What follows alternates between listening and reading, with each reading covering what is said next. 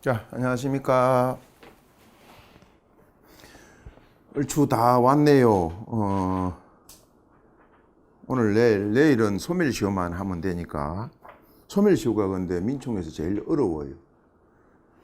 다행인 것은 어렵게는 출제가 안 되더라고 보니. 그러니까 내일은 조금 어려울 수가 있는데 우리는 어렵게 해야 되니까. 자, 오늘은 무효 취소 조건 기한까지입니다. 물론 기간도 있고 제척 기간도 포함이 됩니다만 그거는 뭐 크게 할 게 없으니까.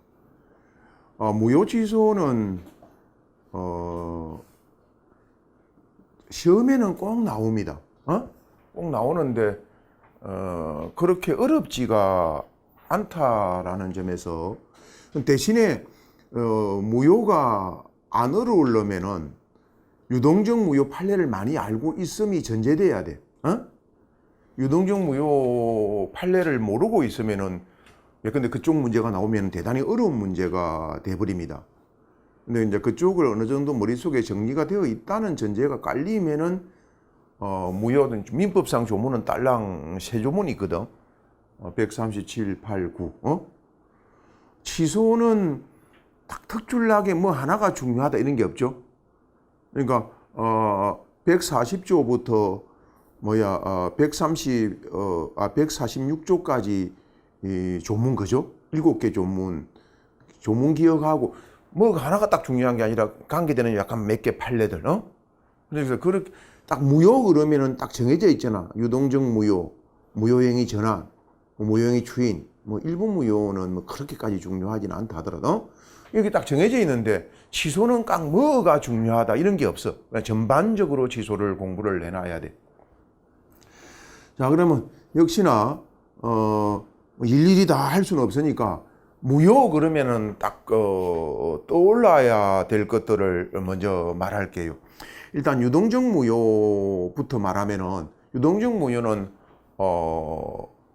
행정법을 공부하게 되면은 행정법에도 유동적 무효가 조금은 관련이 있어요. 물론 강론까지 공부하는 게 전제인데 총론에서는 뭐 허가구역 지정 관할 관청의 허가, 시장 구수구 허가가 뭐 인가에 해당한다. 이런 정도가 뭐 행정부 총론에서 나올 수 있는 문제고 강론까지 공부를 하게 되면은 약간 이제 조금 더 깊이 들어가는데 그래도 민법만큼 자세히 할 필요가 없거든. 행정법은. 그러니까 역으로 말하면은 민법의 유동적 무효를 공부하고 나면은 솔직히 뭐 행정법에서는 할 게 없어. 훨씬 더 방대하게 공부를 하니까 민법에서. 이거는 이제 옛날 처음에는 국토이용관리법이라는 법명칭을 가지고 있다가 법명칭이 바뀌었죠. 국토의 계획 및 이용에 관한 법률. 거기다가 이제 국토의 계획 및 이용에 관한 법률에 있던 허가구역에 관한 규정들을 다시 부동산 거래 신고 등에 관한 법률에 싹 옮겨버렸어. 그래서 지금은 허가구역 문제가 부동산 거래 신고 등에 관한 법률 11조에 규정이 되어 있어요. 그래가지고 거래 허가구역이 지정된 토지에 대해서 거래를 하려면은 관할관청, 근데 뭐 시장이나 군수구청장 허가를 받아야 된다 해놨고 6항인가에 가보면은 그 11조 허가를 받지 않으면 효력이 발생하지 않는다 이래 있어요. 이 효력이 발생하지 않는다의 의미가 뭐냐? 우리가 원래 두자로 고치면 효력이 발생하지 무효잖아. 근데 무효에도 확정적 무효가 있고 유동적 무효가 있거든. 유동적이라는 말은 흐를 유자를 쓴다 이 말이야. 흐를 유자. 움직일 동. 무효는 무효지만 움직일 수 있는 무효다 이 말이야. 즉 무효는 무효지. 확정적 무효 반대 개념인 확정적 무효는 그냥 무조건 무효야. 우리가 알고 있는 대다수 무효는 확정적 무효야. 여기는 허위 표시 무효, 비진위 표시 예외적 무효, 불공정 무효, 반사회질적 법률행위 무효 이런 건 다 확정적 무효야.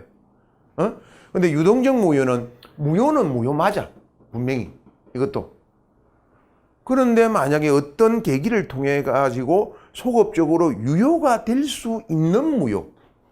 현재 무효는 무효 맞지만 나중에 근데 어떤 사정이라는 게 무권대리 같으면 본인의 주인이 있게 되면 소급적으로 유효가 되죠. 무권리자 처분행위도 나중에 본인의 주인이 있게 되면 소급적으로 유효가 되죠. 그런 것도 유동적 무효입니다. 그러나 그보다 더 중요한 것은 바로 이 부동산 거래 신고 등에 관한 허가구역 문제 말이야. 이것도 일단 허가를 받을 것을 전제로 해서 허가구역에 있는 토지에 대하여 예컨대 뭐 매매계약 같은 걸 맺었다. 처음부터 허가를 안 받을 신산으로 계약, 즉 이걸 우리 판례는 허가를 배제 잠탈할 목적 이렇게 말하지. 허가를 배제 잠탈. 그러니까 그건 허가 안 받겠다는 거잖아. 이거는 확정적 무효야, 그거는. 그러나 허가를 받을 것을 전제로 한 경우, 허가구역이니까 나중에 허가 받자. 이렇게 해서 매매계약을 체결해 놓은 경우에는 일단 아직은 허가를 받기 전이잖아. 무효는 무효야, 허가 안 받았으니까. 이 허가가 효력 발생 요건이거든.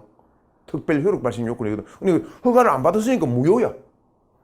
그러나 나중에 가서라도 허가를 받게 되면 그죠? 처음부터 즉 소급하여 유효가 되게 된다. 그때 가서 새로 계약 같은 거 맺을 필요가 없습니다. 바로 그냥 허가만 받으면 바로 옛날에 맺었던 계약이 유효로 돼버린다 이 말이야. 움직일 수가 있잖아. 무효는 현재는 허가 받기 전에는 무효가 맞아. 나중에 어떤 계기, 그 어떤 계기가 대표적으로 간할간청의 허가죠. 허가가 있게 되면은 유효로 바뀔 수가 있다라는 거예요. 그래서 움직일 수 있다고 해서 유동적 무효라 그러는 거예요. 이런 거.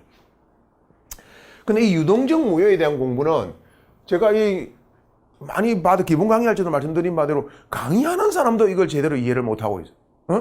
그래가지고 막 그냥 암기해가지고 그냥 뭐 설레설레 몇 마디 하고 그냥 끝 이래버리는데, 이걸 제가 그동안 이렇게 한 20몇 년 강의를 하면서 딱 보니까 우리 기본서를 보면 딱 나와 있듯이 딱 두 가지로 나누어서 이해를 하는 게 제일 헷갈림도 없고 정확하다. 그러니까 만약에 이호영 인근 일대가 국토교통부 장관에 의하여 허가구역으로 지정이 돼버렸다. 그죠? 그럼 이쪽은 이제 허가를 받을 걸 전제로 해서 토지 소유자가 이제 매수인과 매매계약을 맺었다. 이 매매계약이 거래계약이죠. 이 매매계약이 그러면은. 자, 이 거래계약이 유동적 무효가 되는데 이 거래계약상의 법률 관계하고 근데 우리 간할간청에 허가를 받으려면은 양자가 공동으로 허가를 신청해야 되거든. 한 사람이 일방적으로 신청하면 안 돼. 공동으로 신청해야 되거든. 그러니까 일방이 아무리 혼자서 허가를 받고 싶어도 혼자서는 허가를 못 받아요. 공동으로 신청해야 되니까. 그래서 우리 판례는 이 유동적 무효는 거의 판례에 형성된 법리니까 판례는 이렇게 말하거든. 너 협력해주라. 혼자서 저 허가를 못 받지 않느냐. 그러니까 협력해달라고 청구를 해오면은 너 협력해주라. 협력해줄 의무가 있다. 이렇게 말했거든. 그러니까 이제 두 가지로 나는 매매계약이라고 하는 거래계약상의 법률 관계하고 협력 의무상의 법률 관계를 나눌 줄 알아야 돼. 그렇지 않으면 판례가 막 헷갈려서 안 돼. 자, 그러면 아주 쉬워져.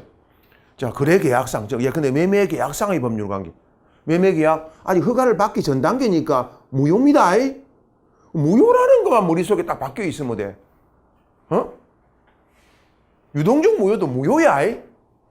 무효니까 일단은 허가 받기 전에는 물권적 효력도 안 생기고 채권적 효력도 안 생겨. 아무런 효력이 안 생겨. 무효니까. 그러면 매매계약에 따른 채무에 대하여 이행을 청구할 수 있겠나 없겠나? 무효인데 뭘 이행을 청구합니까? 무효인데. 아무리 서류상으로는 뭐 1억으로 매매계약 맺었다 해도 1억 달라고 할 수 있나? 무효인데 뭘 1억을 달라고 합니까? 그래서 이행 같은 거 청구를 못 한다. 그러면 거래계약상의 채무에 대하여 채무 불이행이라는 게 있을 수가 있나 없나? 채무를 부담한 바가 없는데 채무 이행하지 않는다고 해서 채무 불이행이 있을 수가 있나? 매매대금 매수인이 매매대금 지급하지 않았다고 해서 채무 불이행이 되나? 당연히 안 줘도 되는 거 안 주는 건데 무슨 채무 불이행이야. 무효인데. 그러면 답이 나오잖아. 채무 불이행을 이유로 손해배상 청구할 수 있다 없다? 없다. 채무 불이행을 이유로 계약을 해지할 수 있다 없다? 없다. 근데 오늘 문제에서 해제와 관련되는 걸 제가 한 문제를 만들어 놨잖아. 해제 간급되는 거. 일단 채무 불이행을 이유로 해서는 계약을 해제 못 해. 근데 만약에 두 사람이 있어. 해약금에 의한 해제. 근데 이제 계약금을 받았다면은 2배를 돌려주고 해제를 할 수 없을까 이 말이야. 근데 이거는 계약금을 1,000만 원을 받았으면은 2천만 원 돌려주고 1,000만 원 계약금만큼 손해를 보는 거죠. 손해를 보게 해야겠다. 자기가 스스로 불이익을 감수하고도 해제하겠다는데 그것까지 굳이 막을 이유는 없죠. 그래서 채무불이행을 이유로 해서는 채무불이행이 있을 수가 없기 때문에 해제가 불가능하지만 해약금에 의한 해제는 가능해. 해약금에 의한 해제는 가능해. 또 아무리 유동적 무효지만 두 사람이 원하는 바가 있으면 원하는 바대로 해주자 이거죠. 즉 합의 해제를 한다 둘이서. 합의 해제는 계약이죠. 그냥 우리 요 매매계약 체결했던 거 해제된 걸 하자 우리 서로. 양쪽이 합의 해제를 한다면. 그러면은 합의 해제됐다면은 매매계약 효력을 인정하지 않겠다라는 거죠. 무효로 확정하겠다는 거죠. 그런 거는 굳이 무효로 볼 필요가 없다라는 거예요. 또 자동 해제 약정. 둘이서도 약정을 하는 거예요. 이러이러한 사유가 발생하면 자동으로 이 매매계약은 해제되는 걸 하자. 좋다. 그까지도 굳이 막을 이유는 없죠. 자동 해제 약정 같은 건 얼마든지 가능해. 채무불이행을 이유로 하는 손해배상을 청구할 수 없는 거지. 응? 채무불이행을 이유로 하는. 무슨 말인지 알겠죠? 근데 뭐 해제 나왔으니까 한꺼번에 말해볼게. 협력 의무 불이행, 아까 의무가 있다 그랬잖아. 협력 의무 불이행을 이유로 해제할 수 있느냐? 원래는 협력 의무로 인정되니까 협력 의무 불이행이 있을 수 있거든? 그럼 해제를 할 수 있어야 이론적으로 맞는 것 같지만, 이건 채권법의 영역이긴 하지만, 원래 채무 불이행을 이유로 해제한다 할 적에 그 채무는 주된 의무를 말해. 부수적 의무 위반의 경우는 해제를 못해. 근데 여기 협력 의무는 요 매매계약의 주된 의무는 매매대금을 지급하고 토지 소유권 이전을 해주고 이게 주된 의무죠. 협력하고 이거는 부수적 의무에 불과해. 그래서 부수적 의무 불이행을 이유로는 해제를 할 수가 없다. 그래서 협력 의무 불이행을 이유로는 해제를 못하는 거라. 알겠죠? 이런 해제와 관련되는 거 이런 거 딱 정리를 해야 됩니다. 그 다음에 조금은 이제 협력 의무 많이 나왔으니까 협력 의무 같은 거는 인정이 되는 의무죠. 그러니까 끝까지 협력을 안 해주면은 소를 제기할 수도 있습니다. 소구할 수도 있다. 그렇다면은 협력 의무는 방금 부수적 의무라 그랬으니까 매매대금 주되는 의무인 매매대금 지급 의무하고 협력 의무 간에는 동시행 관계가 인정된다 안 된다? 될 수가 없어. 주된 의무 간에 동시행 관계가 인정돼야지. 주된 의무가 부수적 의무인 협력 의무하고는 동시행 관계가 인정될 수 없어. 그래서 매수인이 매도인 보고 네가 협력해 줄 때까지 나는 매매대금 지급 못하겠다 할 수가 없어. 아까 말했지만 협력 의무는 인정이 되고 협력 의무 불이행은 채무 불이행 일종입니다만 일종이니까 손해배상을 청구할 수 있어. 아까 매매대금 지급하지 않는다고 거래계약상 채무 불이행을 이유로는 손해배상 청구 못했죠. 근데 협력 의무는 인정된다 그랬잖아. 협력 의무 불이행을 이유로 해서는 손해배상을 청구할 수 있고 손해배상 예정도 가능해. 손해배상을 청구할 수 있으니까 예정도 가능하겠지. 응? 근데 아까도 말했지만 협력 의무 불이행을 해제는 못한다 그랬습니다. 해제는 못한다. 딱 양자를 구별할 줄 알아야 돼. 뭐 불이행을 가지고 한다는 건지를 잘 봐야 돼. 또 거래계약상 예컨대 매매계약이면은 매매대금 채권을 피보전 채권으로 해서 그 목적물에 가처분, 처분금지 가처분 같은 거 할 수 있다 없다? 없어. 왜? 거래대금 채권을 피보전 채권으로. 거래대금 채권이 있나 없나? 없잖아. 무효니까. 매매대금이 없잖아. 없는데 어떻게 그걸 피보전 채권으로 해서 처분금지 가처분 같은 걸 하겠습니까? 그럼 반대로 그러면 협력 의무 이행 청구권 그죠? 요걸 피보전 채권으로 해서 처분금지 가처분을 할 수 있겠나 없겠나? 이건 있겠죠. 협력 의무 이행 청구권은 인정되는 거니까.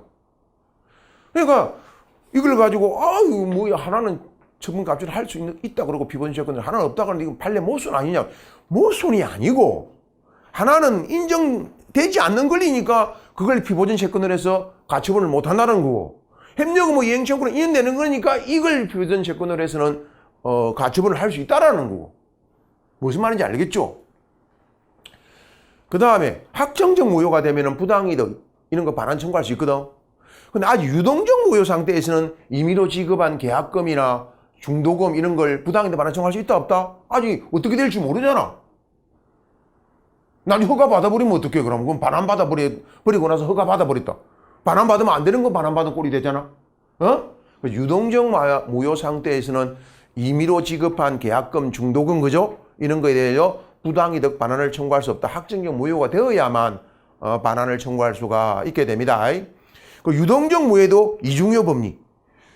착오를 이유로 이중적 무효라도 유동적 무효를 주장해도 되고 착오를 이유로 또는 사기 강박을 이유로 취소를 주장해도 되고 그런 것도 인정된다.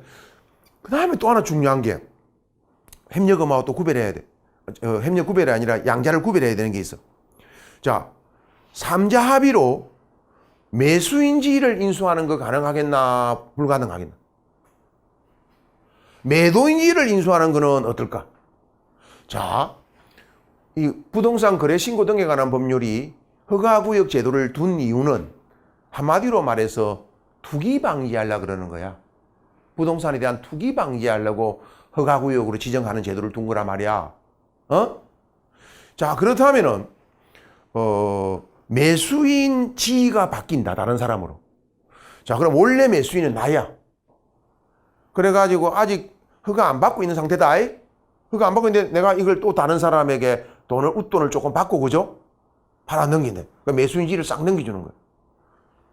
그러면 어떻습니까? 이제 만약에 갑을간에 허가를 안 받고 갑변간에 바로 허가를 받으면 어떤 일이 벌어지나? 가운데 있는 이 사람은 나타나질 않죠? 세금도 한 푼도 안 내죠? 탈세가 되는 거야. 응? 투기가 되는 거야, 그러니까. 투기와 투자 차이는 세금을 내느냐 안 내느냐 차이에 결국 아니 내가 부동산 사가지고 제대로 세금 낼 거 다 내고 근데 막 올랐어. 이익 남기고 팔았다. 이걸 투기라 그러면 안 되지 이거는. 그거는 내 재능이지. 그런 거는 투기가 아니에요. 근데 나 앞으로 등기 같은 거 하나도 안 해가지고 그냥 나는 나타나질 않아. 불로소득만 딱 챙겨간다 이 말이야. 이거는 부동산 가격만 올리는 주범이 되는 거야. 세금은 한 푼도 안 내면서. 이거는 투기야. 이거는 근절시켜야 되는 거야. 마땅히 찾아가지고 추징해야 되는 거야 이거는. 투기와 투자는 달라. 근데 방금 매수인지가 바뀐다는 말은 가운데 사람은 이익만 남기고 그죠? 그래서 이거는 이 원래의 매수인하고 원래의 매도인 그죠? 매도인하고 원래의 매수인 간에 간헐가청 허가가 있어야만 인수가 효력을 발생할 수가 있는 거야. 그죠? 이 허가 없이는 인수인은 매수인지를 인수한 사람은 간헐가청 허가를 협력해 달라고 허가 신청을 협력해 달라고 이행을 청구할 수가 없어 그러니까. 그러나 매도인지는 다르지. 매도인지는 매매 계약은 어차피 하나뿐이야. 응? 매도인만 바뀌어봤자 그죠? 매수인지가 바뀌는 거는 어떻게 보면 거래가 계속된다고 볼 수 있는 거 아니야. 그러니까 어른 등기도 안 하면서 자기 매수인주의를 넘기면서 돈 조금 팔아먹고 또 팔아먹고 이렇게 할 수가 있잖아. 근데 매도인지는 아무리 바뀌어도 그런 게 없죠. 어차피 토지 거래는 딱 하나 정해져 있는 거야. 그 매도인만 바뀌는 거야. 그래서 이거는 그 법의 지위상 굳이 원래의 매도인과 매수인 간에 관한 허가가 있어야만 꼭 매도인지 인수가 효력을 발생한다고 말할 수는 없는 거란 말이야.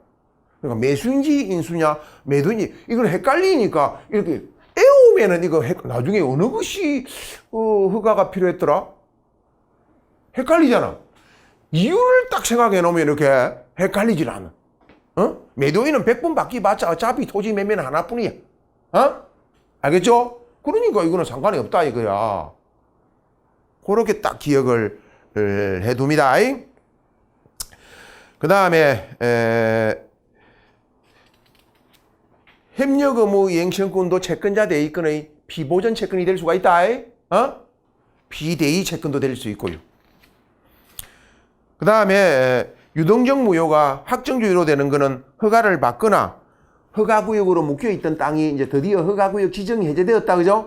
그러면 이제 새로이 계약을 맺을 필요도 없이 확정적 유효로 바뀝니다. 다시 재지정이 되든 말든 거는 중요하지 않아요. 다시 재지정이 되어도 재지정이 된 지금부터 허가를 받아야 된다는 거지 이미 유효로 된 것까지 무효로 만드는 게 아닙니다. 그 다음에 유동적 무효가 확정적 무효로 되는 경우는 관할관청으로부터 불허가 처분을 받은 허가 못 해주겠다고 하는 거, 관할관청이. 그 다음에 쌍방 당사자에게 허가를 신청할 의사가 전혀 없는 경우, 그죠? 그래서 일방이 임의적으로 신청해서 불허가 처분을 받은 이런 경우는 확정적 무효가 안 돼. 원래 일방적으로 임의적으로 신청하면 안 되는 데지, 그렇게 한 거니까. 나중에 공동으로 신청하면 이거는 허가를 받을 수도 있는 거잖아. 그죠? 그러니까 그런 경우는 안 돼. 그 다음에 설령 확정적 무효로 되는데 기책 사유가 있는 자라고 해도 무효를 주장한다고 해서 신의 측에 반하고 그런 거 아닙니다. 무효를 주장할 수가 있다.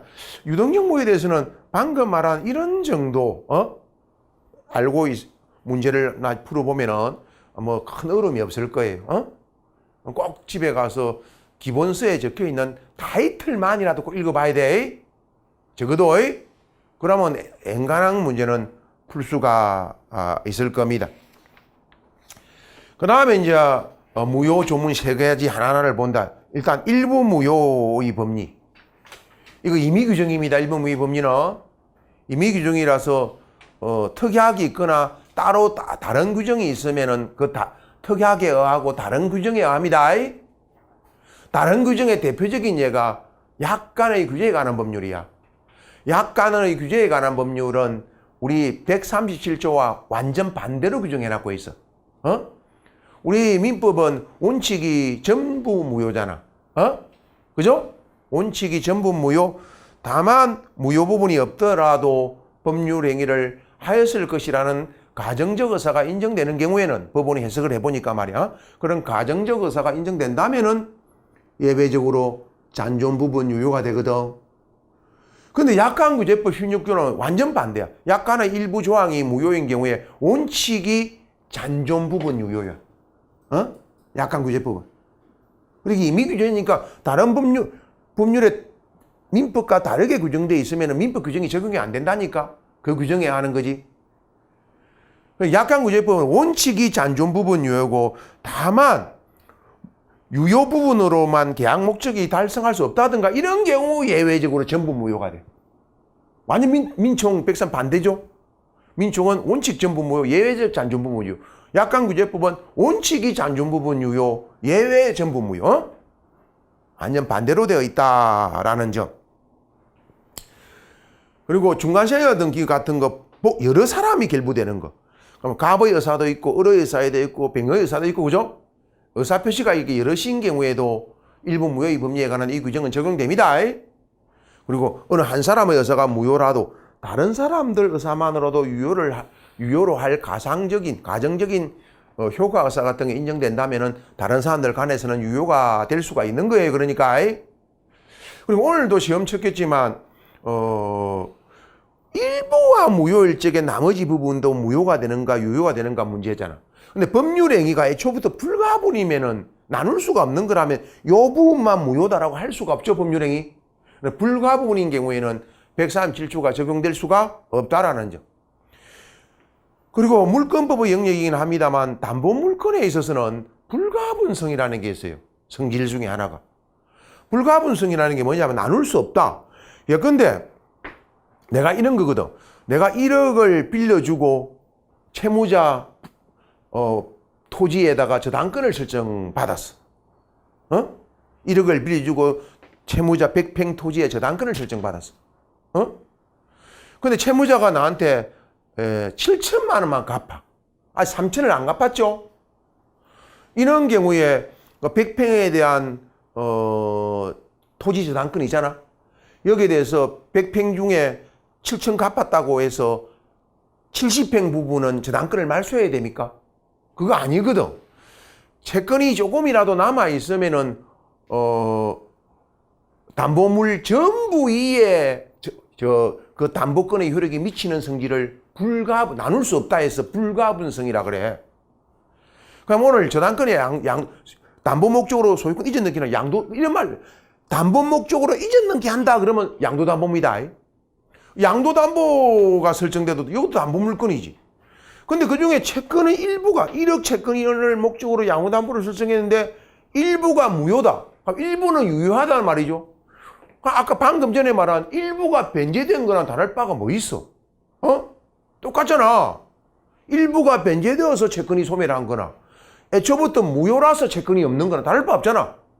그래서 1억을 담보하기 위하여 양도담보를 설정해 준 이전 등기를 해주는데 7천 부분이 무효고 3천 부분만 유효야, 채권이. 근데 아까 불가분성이라 그랬죠? 이 경우도 3천 이거 변제하지 않고는 그 담보 목적으로 이전 등기된 그 등기 말소를 청구할 수가 없다. 이게 불가분성 때문에 그런 거예요. 그런데 일부 무효와 관계되는 것이죠. 그 다음에 이제 무효행위 전환. 무효행위 전환과 관련해서는 제일 중요한 거는 우리 이미 공부한 거 있죠. 불공정 법률행위, 그죠? 불공정 법률행위에서 매매 대금이 너무 다액이다. 근데 만약에 당사자가 이게 너무 다액이라서 불공정 법률행위에 해당하여 무효라는 걸 알았더라면은 상당한 가격으로 매매 계약을 체결하였을 가정적 서간이 된다면은 근데 1억으로 맺었는데 상당한 가격은 6천이야. 그러면 6천 매매 계약으로 전환되어서 효력을 발생할 수가 있다. 그래서 불공정 법률행위, 무효행위 전환이 거기에서는 인정이 된다. 그 다음에 또 하나 전환을 인정한 판례가 있습니다. 꼭 알아야 될 판례. 근데 우리 대부분은 누누이 말하지만 근로자를 가능하면은 보호해주는 입장에 있죠. 근로자를 이해하는 쪽으로. 참 이게 어려운 말인데 여러분들은 법학을 이렇게 심도 있게 공부를 안 하니까 참 법학에서는 뭘 이하여라 그러는 말하고 가름하여라는 말은 천냥기차입니다. 완전 하늘과 땅 차이야. 이하여라는 말과 가름하여라는 말은. 특히 수표를 발행해 주면서 내가 매매대금 1억 채무 지급을 이하여 수표를 발행해 주느냐, 아니면 가름하여 지급해 주느냐, 완전 의미가 달라. 이하여라 그러면은 말 그대로 이해해야 돼. 그럼 상대방을 이하여 내가 음이나 수표를 발행해 준다 이런 데 되면은 기존 권리는 그대로 존재하면서 그걸 이하여 또 이걸 주는 거야. 그 두 가지 권리를 갖게 돼. 그러면 상대방은 기존에 매매대금 1억을 받을 거 있고 또 음상의 금액이 있죠. 아무거나 행사해야 돼. 두 가지 권리를 이해하는 거잖아. 근데 가름하여 수표를 발행해 주면 어떤 일이 대성이나 가름이 뭡니까? 기존에 있던 거는 이미 가름돼 버렸어. 기존 권리는 소멸해 버리는 거란 말이야. 이제 요 수표상의 권리만 행사할 수 있는 거야. 가름하여 수표를 발행해 줬으면은 하나의 권리만 갖게 되는 거야. 그러면 이하여야 가름하여 중에 이하여가 더 유리하겠어? 가름하여가 약자에게 더 유리하겠어? 이하여죠, 당연히. 자, 그걸 이제 기초 지식을 갖고 이 판례를 바라보면 금방 이해가 되지. 자, 근로기준법에 하면 근로자에게 임금을 직접 지급해야 되죠. 그런데 만약에 사용자가 내가 이번 달 임금 500, 약간 막 계산하기 좋게 500이라 하자. 500을 줘야 되는데 500을 주는 대신에 자기가 다른 사람한테 돈을 500만 원 받을 게 있어. 돈을 500만 원 받을 게 있단 말이야. 그 이걸 니한테 요 500만 원 월급 주는데 가름하여 이 채권을 너한테 양도할게 이거지. 채권을 양도할게 이거야. 네가 저 사람한테 500만 원 받아 먹어 그럼 이거지. 아니 그 삼자가 그나마 돈이 많은 사람이면은 500만 원 받는데 지장이 별로 없겠지만 별로 돈이 없는 사람이다. 그럼 500만 원 못 받을 수도 있잖아. 이는 근로자에게 이 가름이니까 가름돼 버리면은 이제 사용자인 나한테는 원래 권리가 소멸하니까 나한테는 월급을 달라고 할 수가 없어. 주거나서나 삼자에게 달라 그래야지. 근로자에게 얼마나 불리해. 근데 이런 약정을 맺으면 강행법인 근로기준법 위반이 무효야 이거. 그런데 만약에 당사자가 이 가름하여 채권을 양도한 것이 무효라는 걸 알았더라면 이하여로라도 합의를 했을 것이란 그렇게 판단이 된다면 이하여로 전환시키자 이거예요. 이하여로. 이하여로 전환시키면 근로자가 유리해지죠. 근로자는 여전히 사용자인 나한테 월급 달라고 청구할 수 있고 3자에게도 달라고 청구할 수 있고 양도받았으니까 채권을. 이하여인 경우는 그래 두 가지 권리가 존재하니까. 그래서 가름하여로 합의해도 그게 무효니까 뭐로 가정적인 의사가 인정된 다음에 뭐로 이하여로 전환되어서 유효할 수는 있다 이 말이야. 알겠죠? 무슨 말인지? 그 다음에 무효행위 전환과 관해서는 비록 우리 시험 범위는 아닌 가족법, 그러니까 제3법 파트에서는 아까 불공정 전환 인정한 판례 있고 요 근로자 임금에 대해서 그죠? 이하여로 전환된 판례 있고 제3법 파트에서는 판례가 별로 없어요. 근데 가족법에 이 전환을 인정한 판례가 4가지가 있는데 우리 시험에 가족법이 우리 시험 범위에 안 들어가니까 우리 시험에 나올 거는 2가지만 기억하자. 4가지 중에 2가지는 그냥 생각도 하지 마. 괜히 헷갈리니까 2가지만 딱 기억하자. 보통 우리 사회에서 말이야 입양 신고를 하게 되면은 나중에 그 애가 사춘기 접어들고 하면은 빗나가기도 하고 나는 이 친자식이 아니구나. 그리고 혹시나 인근 사람들이 알게 되면은 이제 또 쑥득거리죠. 저 주스 온 애다. 막 이렇게. 그러니까 사람들이 입양 신고 대신에 그냥 자기들이 낳은 자식처럼 친생자 출생 신고를 해버린 경우가 많아요. 입양할 생각인데 신고만 친생자로 신고를 해버린다 이거야. 근데 이 신고된 이 자식은 우리 부부가 낳은 자식이 아니잖아. 아무리 신고를 친생자로 신고했다고 해서 친생자가 되나? 안 된단 말이야. 친생자 신고는 무효야 일단. 친생자 아닌 걸 친생자 신고했으니까. 근데 이 친생자 신고가 적어도 입양을 할 생각이 있으니까 그래도 입양할 생각으로 친생자 신고를 했잖아. 행식에 다소 잘못이 있지만 왜냐 입양 신고를 해야 될 걸 친생자 신고를 했으니까 행식은 잘못됐잖아. 그렇지만 진정하게 입양 의사가 인정된다면은 굳이 이걸 무효로 볼 필요는 뭐 있느냐 이거야. 이 무효인 친생자 신고를 뭐로 전환시켜서 입양 신고로 전환시키자 이거야.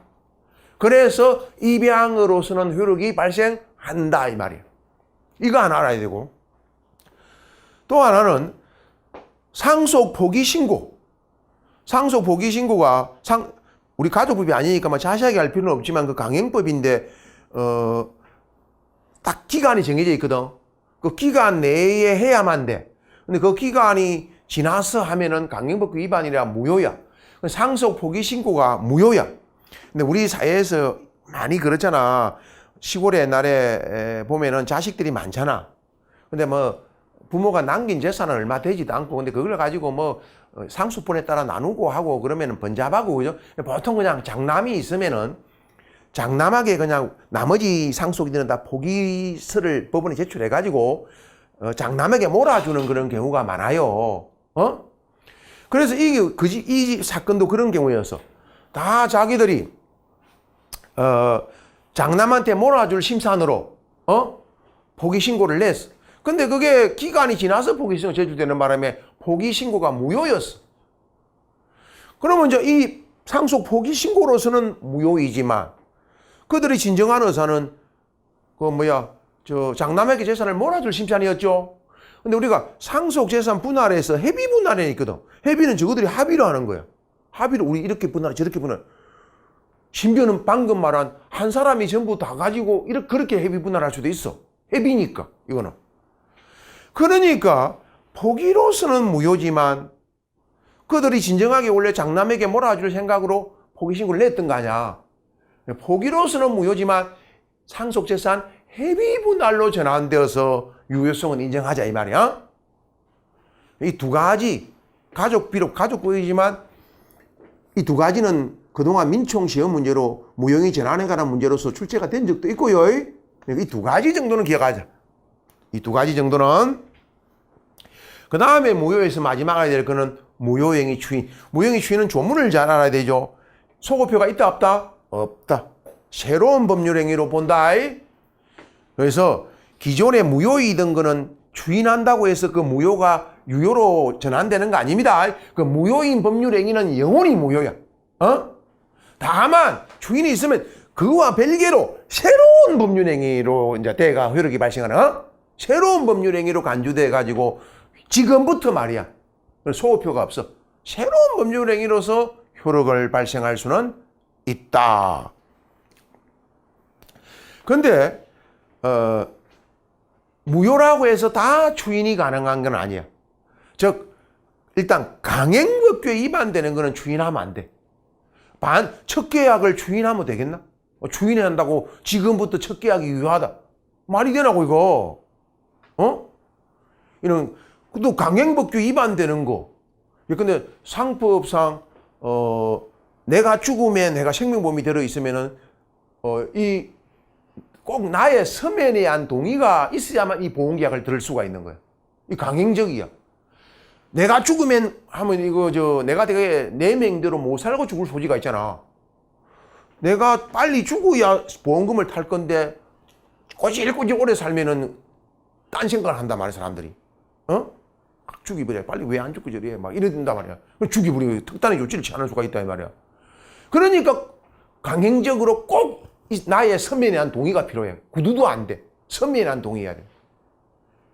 근데 이거 서면에 대한 동의 없이 만약에 체결된 생명보험기라 계약이라면은 강행법규에 위반돼서 무효죠. 그럼 강행 위반이니까 나중에 추인한다고 해서 이거 유효가 될 수가 있는 게 아니죠. 불공정 법률행위도 전환은 인되지만 추인은 인정, 추인 법정 추인 다 인정 안 되죠. 불공정 법률행위도. 근데 반사회적 행위 추인 인정 그러니까 예컨대 이런 거야. 취득시효가 반사회적 행위 있는데 원래 요 갑 소유의 이 토지에 대하여 먼저 A가 취득시효가 완성되었어. 취득시효가 완성되어도 점유 취득시효가 완성되어도 이전 등기를 해야 비로소 소유권을 취득합니다. 기간 20년 경과됐다고 무조건 소유권 취득하는 거 아닙니다. 이전 등기를 해야 소유권.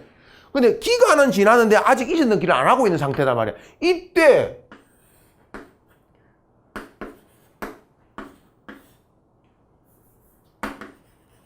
갑이 B에게 팔아먹어버려. 그래가 이쪽에 이전 등기를 해줘버려. 그래서 만약에 갑이 취득세가 완성된 걸 알았거나 알 수 있었던 상태에서 팔아먹으면 갑은 A에게 불법행위 책임을 져야 돼. 알았거나 알 수 있었던, 모르고 있으면 불법행위 책임 안 지고, 알았거나 알 수 있었던 경우에는 불법행위 책임을 져야 돼. 이중매매법리가 여기도 적용되는 거야. 만약 여기서 B가 적극 가담을 했다. 이 갑의 A에 대한 배임행위에, 그죠? 적극 가담이 있으면 이거 103조 위반으로 무효가 되는 거예요. 적극 가담이 있으면. 그럼 요 무효행위니까 적극 가담이 있는 이 경우는 103조 위반으로 무효니까 나중에 A가 추인해 준다고 해서 유효로 될 수 있는 게 아니야. 근데 이거 추인해 준다고 유효가 되지 않은 거는 이런 거 유효가 돼 버리면은 적극 가담성이 있는 이게 적법성을 인정받게 되잖아. 그래서 보통은 103조 위반이면 추인이 안 돼. 다 근데 한개 판례가 103조 위반임에도 불구하고 추인을 인정한 판례가 하나가 있어. 그건 어떤 경우였냐면은 요 갑이 A 법인의 갑이 대표자야. 갑이 A 법인이 대표자야. 그래가지고 B도 법인이었는데 사실은 양쪽 법인이 다 대표자야 사실은. 정확히는 B 법인의 요 A 법인 부동산에 대해서 매매 계약을 맺는 거예요. 그러니까 헐값에 주는 거지. 헐값에 주면서 B도 공모를 하는 거야. 니한테 주식을 얼마 줄게 이렇게 된 거지. 그러니까 적극 가담이 된 거죠. 그러니까 103 위반으로 무효야. 근데 이런 경우에 이걸 무효로 하는 이유는 요 A 법인 보호하고자 하는 게 목적이죠. A 법인 보호하려고 했는데 나중에 근데 이 사실이 발견돼가 이제 막 요 A 법인의 임원들이 들고 일어나고 그랬어. 그러니까 자기가 받은 주식 다 토해내고 A 법인이 다 A 법인이 갑이 A 법인에다가 주서 그 받은 주식을. 그럼 A 법인은 이제 손해가 있나 없나? 없잖아. 드디어 반사회적인 그런 요건들이 사라졌어 이제는. 이런 상태에서 진정하게 자기가 이쪽은 이제 지금 현재의 대표자겠지. A 법인은 단체니까 A 법인 자체가 추인을 할 수는 없잖아. 그러니까 A 법인 대표자가 추인하면 A 법인이 추인하게 되잖아. 새로운 대표자가 이런 걸 다 이제 반사회적인 요소가 사라진 이 마당에 그죠? 이제 분리할 게 없으니까 추인을 한다 진정하게 말이야. 이런 경우라면은 이 추인도 유효가 될 수 있다. 이게 반사회적 행위인데 추인을 인정한 유일한 판례입니다. 이 법인이 이걸 판례만 우리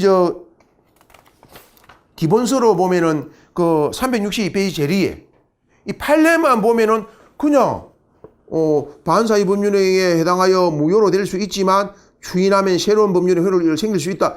뭐야 이것이 모순 아니냐 생각했는데 사실관계를 다 읽어보면 아까 주식 같은 거 받았던 거 토해내고 막 이래가지고 지금은 더 이상 A 법인에게 불이익이 없어졌고 이래서 무효 원인이 소멸한 상태다 말이야. 이런 상태에서 추인을 한 경우였단 말이야. 그런 걸 사실관계를 다 읽어본다면은 이해가 되는데 요지만 가지고 읽어보면 뭐야 똑같은 반사회적 행위인데 그죠? 왜 이거는 추인이 된단 말이야? 생각할 수 있는데 방금 제가 말씀드렸다시피 일단 반사회적이다 그러면 추인 안 된다 생각하시고 이 법인 딱 나오면은 유일한 예로 반사회적 행위임에도 불구하고 추인을 인정했다. 무효 원인이 소멸한 후 법인의 진정한 의사로 이 말이 꼭 들어가야 돼. 그래야만 새로운 법률 행위가 될 수가 있다. 그 다음에 무효행위 추인은 묵시적으로도 물론 우리 민초원의 내에서 묵시적으로 안 된다 그러는 거 하나도 없습니다. 전부 다 묵시적으로 가능해. 그러니까 시험 직무모들 묵시적으로 할 수 없다. 이거는 틀렸다 그러면. 여러분들 시험 범위 내에서는 그렇게 생각하면 돼. 시간이 너무 빨리 간다. 그 다음에 묵시적 추인이 될 적에 이전에 했던 그 법률 행위가 유효함을 전제로 어떤 후속 행위를 했다. 이거 묵시적 추인이 될 수 있나 없나? 유효함을 전제로. 원래 추인이 되려면 무효행위 추인이 되려면 무효임을 알고 해야 되거든. 근데 유효함을 전제로 후속 행위를 하면은 유효함을 전제로 무효가 아니고 유효함을 나는 유효인 줄 알고 후속 행위를 했단 말이야. 묵시 추인이 절대 될 수가 없는 거야. 그래서 그 다음에 무효인 그래서 소고표가 없으니까 무효인 가등기를 유효한 등기로 전용기를 해봤자 소고표 같은 그런 거 없습니다. 그 다음 무근리자의 처분행위도 무건대리 법리가 그대로 유추정이 됩니다. 어제 공부한 무건대리 법리가 그대로 적용돼. 무근리자의 처분행위에도. 무근리자는 지가 아닌 걸 지가처럼 팔아먹는 게 무근리자의 처분행위 아닙니까? 근데 효력면에서는 무건대리와 똑같으니까 별로 크게 공부할 것은 없습니다. 그 다음 취소권에 대해서는 취소권자를 꼭 알아야 됩니다. 140조 그 취소권 딱 열거되어 있잖아요. 열거된 자만 취소할 수 있다. 무효는 누구나 주장할 수 있지만 그리고 그 제한능력자라도 동의 없이 자기가 한 법률 법전의 동의 필요 없다. 자기가 한 법률 행위를 취소를 할 때는 그 다음에 취소권자는 그렇고 그럼 취소의 상대방은 누구? 그러니까 이렇게 생각하면 간단해. 취소의 원인이 된 의사표시 상대방에게 취소를 해야 돼. 그럼 내가 착오에 빠져서 계약을 맺었다. 그런데 B가 또 팔아먹었다. 그러면 내가 취소하려면 취소의 원인이 의사표시는 내가 을에게 한 의사표시가 취소의 원인이 있지 을뱅간에 한 행위는 저것끼리 했으니까 취소 원인이 없잖아. 그러면 현재 소유자인 뱅에게 취소를 하는 게 아니라 누구에게? 취소의 원인인 의사표시는 내가 을하게 하는 의사표시가 취소의 원인이 있는 의사표시니까 취소도 을에게 해야 된다. 을에게 해야 된다. 그리고 꼭 취소한다라는 말 안 써도 됩니다. 해석상 이거 취소의 의미구나 여겨지면은 취소가 된 겁니다. 그래서 뭐 취소를 당연히 전제로 하는 청구라든가 이런 게 있어도 취소가 된다. 그 다음에 취소 효과는 소고표가 있는데 제한 능력자는 선악기를 불문하고 현존 의무만 이익만 반환하면 된다. 이거 의사 능력 없는 경우에도 유효이 된다 그랬죠. 그것도 알아야 되고. 그 다음에 그럼 취소가 대부분 소고표가 있는데 이 판례를 꼭 알아야 되겠죠. 소고표가 없다고 한, 즉 근로계약 취소는 소고표가 없다고 했습니다. 판례가. 왜? 생각을 해봐라고. 그러니까 뭐든지 생각을 하면 돼. 예외로 외우지 말고. 왜 그랬을까? 자, 그럼 근로자가 근로계약에 취소 원인이 있었는데 그냥 1년 동안 일하러 다녔다. 근데 1년이 지나고 나서 취소가 되었다 이거. 그럼 이거 소고표를 인정해버리면 어떻게 됩니까? 처음부터 근로계약을 맺은 적이 없게 돼버리죠. 그러면은 내가 그동안에 1년 동안 매달 받았던 월급 다 부당이득으로 돌려줘야 될 판이 돼. 그리고 저쪽은 내가 나로부터 노무를 제공받은 걸, 그죠? 노무 제공 같은 거는 돌려주기가 쉽지가 않죠. 눈에 보이지 않으니까. 그리고 근로자는 보통 그걸 생활비로 쓸 건데 생활비로 쓰는 거는 현존이익이 있는 거거든. 현존이익만 반환하면 된다 할 적에 현존이익이라고 하는 거는 낭비적인 개념일 때 현존이익이 없는 거예요. 도박으로 탕진했다. 뭐 음주로 소비했다. 이런 거 유흥비로 탕진했다. 이러면은 현존이익이 없는 거예요. 생활비로 썼다. 냉장고를 하나 구입했다. 자녀 학비를 댔다. 그 돈. 이거는 현존이익이 있는 겁니다. 왜냐면 이 돈으로 쓰는 바람에 내 다른 재산 감소를 그마가 막았잖아. 그런 건 현존이익이 있는 거야. 근데 근로자들의 임금은 대부분 생활비로 쓸 거니까 현존이익이 있는 게 돼가지고 근로자는 다 1년 동안 돌려줘야 돼. 근로자 보호 정신에 어긋나죠. 그래서 이거는 소고표가 없는 거야. 알겠죠? 근로계약만큼은 판례가 근로계약만이 있으니까 근로계약만 딱 만이라도 꼭 기억합시다. 우리 내일 종합 문제에 보면은 소고표, 저번에 자인할 때 소고표 있고 했고, 그거는. 그 다음에 나머지 흩어져 있는 소고표 민총 범위 내에서 나름하는 한 문제 소고표 뭐 있는 거 없는 거 해놨거든, 한 문제. 그러니까 그거 내일 또 정리하면 됩니다. 그 다음에, 나머지 뭐 신용카드 발행 취소 이런 건 아주 그냥 시간 관계상 문제 보면서 설명할게요. 그런 거는. 일부 취소, 오늘도 일부 취소 문제가 있었죠? 그 문제 한 문제면 돼. 응? 일부 취소는. 원래 일부 취소는 법률행위 일부만 취소사유가 있고 나머지는 취소사유가 없어. 그죠? 그럼 일부만 취소하면 취소된 것만 효력을 잃습니다. 취소 안 된 나머지는 취소된 게 아닙니다. 근데 취소를 하려면 취소의 대상이 있어야 되기 때문에 특약으로 일부분을 매매 대상에 제외해버리면 제외된 부분에는 법률행위가 존재하나 안 하나. 매매 계약이 맺어진 바가 없으니까 법률행위가 존재하지 않죠. 그 특약만을 취소하고 그럴 수는 없다. 근데 예외적으로 일부만 취소해도 나머지까지 취소되는 경우가 있어.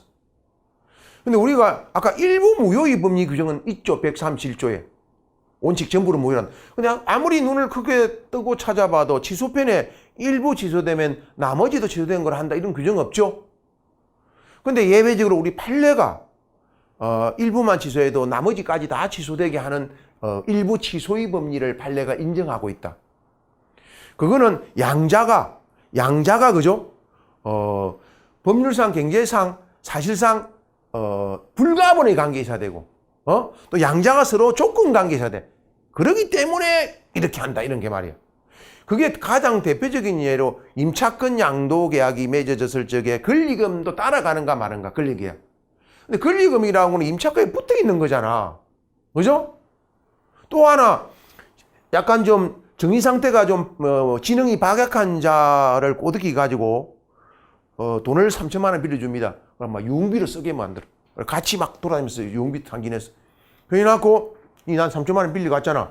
해가지고, 자기 이름으로, 자기가 채권자가 되면은 약간 좀 민망하니까 자기 아내 이름으로 요 약간 좀 지능이 박약한 이 사람 명의에 부동산이 있었단 말이야. 그 부동산에 3천만 원을 빌려주는 거를 그 건저당권을 설정하는 거야. 그래가지고 이제 건저당권 원래 최고액을 줬거든. 3천만 원 빌려주도 뭐 한 5천만 원 최고액을 적어가지고. 근데 이런 경우에 나중에 저당권 설정 계약만을 취소하더라도 저당권 설정 계약만 취소되는 게 아니라 뭐도 소비대차 돈 빌리는 계약 그것도 취소된다 이 말이야. 이런 것들이 바로 조건 관계 있잖아. 일체적 관계 있잖아. 빌리는 거하고 저당권하고. 그래 이런 게 일부 취소의 법리를 인정한 판례가 있다. 두 가지 딱 기억하면 돼. 방금 말한 지능 박약에서 소비대차 계약과 저당권 설정 계약, 건저당권 설정 계약. 그 다음에 임차권 양도와 권리금 계약. 딱 그 두 가지를 머릿속에 넣어놓고 있으면은 되겠다. 그 다음에 한번 추인을 하고 나면은 이제는 더 이상 취소를 할 수가 없게 됩니다. 그 다음에 추인 같은 거는 무효든 취소든 다 무효 원인이 소멸된 후에 취소 원인이 소멸된 후에 추인해야 됩니다. 물론 법정 대리인이 추인할 적에는 여전히 본인이 취소 원인이 있더라도 법정 대리인지는 능력자니까 완전히 여전히 추인할 수 있습니다만 그 다음에 법정 추인을 꼭 알아야 돼. 법정 추인을. 이 사유 6가지는 꼭 알아둬야 됩니다. 6가지를 그것만 딸랑 외워도 되는 게 아니야. 그래서 이를 보류하면은 이 6가지 사유가 있어도 법정 추인이 안 됩니다. 이를 보조하지 않아야 돼. 그리고 취소 원인이 소멸하여 추인이 할 수 있게 된 이후에 이 6가지 사유가 생겨야 돼. 추인할 수 있게 된 이후에 이행하고 이행 청구하고 경계, 담보 제공, 양도, 관계 집행.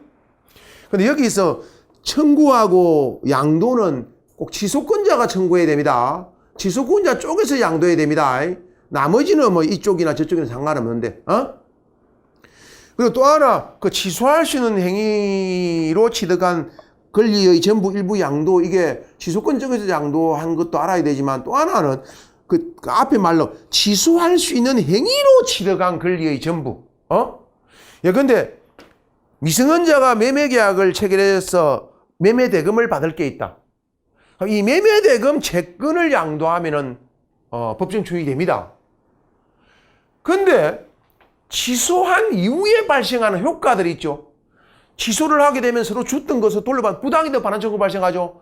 이 부당이득 반환 청구권을 양도한다. 이거는 취소할 수 있는 행위로 생긴 채권을 양도한 거야? 아니잖아. 그죠? 이런 거는 법정 추인이 되지 않는다. 이런 것들은 조심해야 됩니다. 그리고 수표를 여러 장 가지고 있을 적에 당좌 수표를 여러 장 채권자가 발행받을 적 그리고 그 중에 3장을 내가 채권자로서 발행받아 가지고 있는데 한 장을 지급받았다. 나머지 2장에 대한 추인이 되나? 수표는 장수마다 한 개의 권리가 아니됩니다. 별개의 권리가. 그러니까 한 장에 대하여 은행으로부터 지급을 받았다고 해서 나머지 2장에 대한 법정 추인이 된다든가 추인이 된다든가 이런 게 아니다.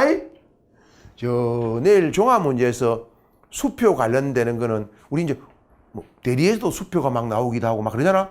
쫙 세 문제나 만드나 수표가 꽤 많더라고. 내가 보니까 엄수표가.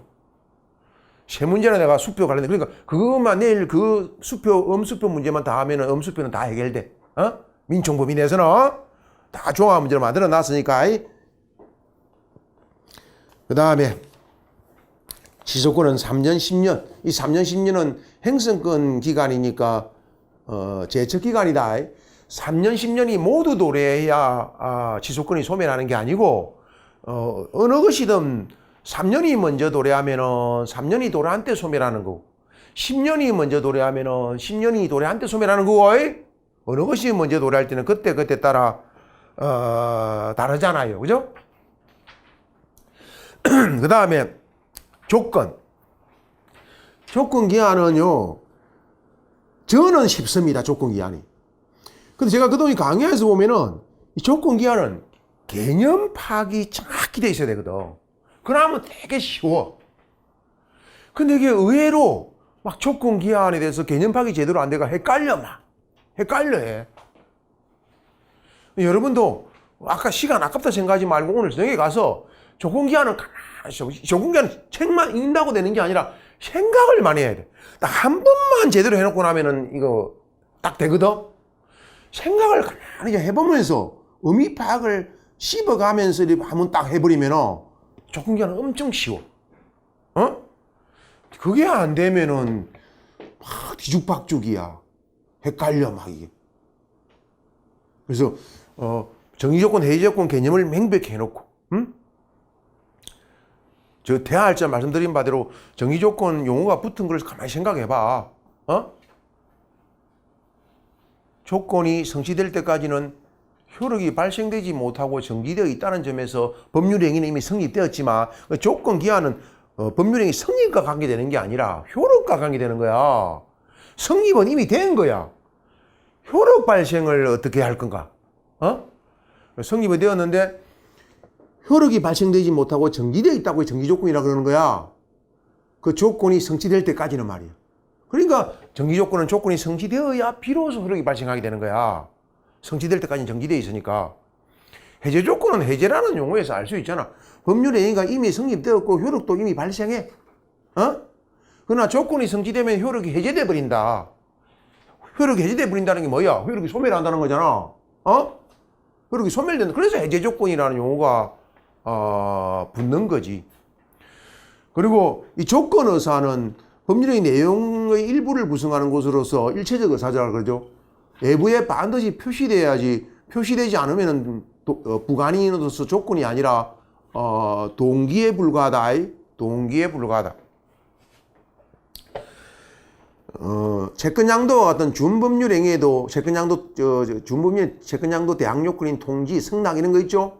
여기에도 조건을 붙일 수가 있다. 대리도 허용된다. 도달주의도 적용된다. 준법률 행위는 거의 의사표시에 적용되는 것들이 적용됨을 알 수가 있죠.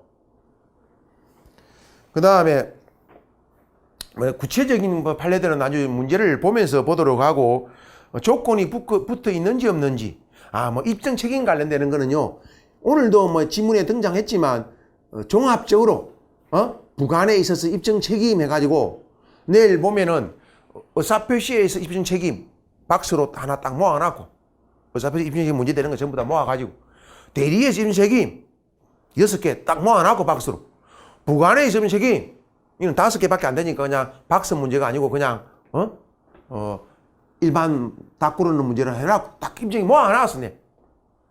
어차피 내일 정의용으로. 그러니까 그것만 보면, 근데 입증 책임이 의외로 시험에 질문에 잘 등장하거든. 5개가 돼. 부관에서만도 입증 책임 5개가 되더라고. 조건의 붙어 있는지 없는지 이거까지 포함하면. 그러니까 오늘은 입증 책임은 나중에 그냥 문제 풀면서 이렇게 보도록 그렇게 할게요. 정지조건부 판례는 얘가 많지 않거든.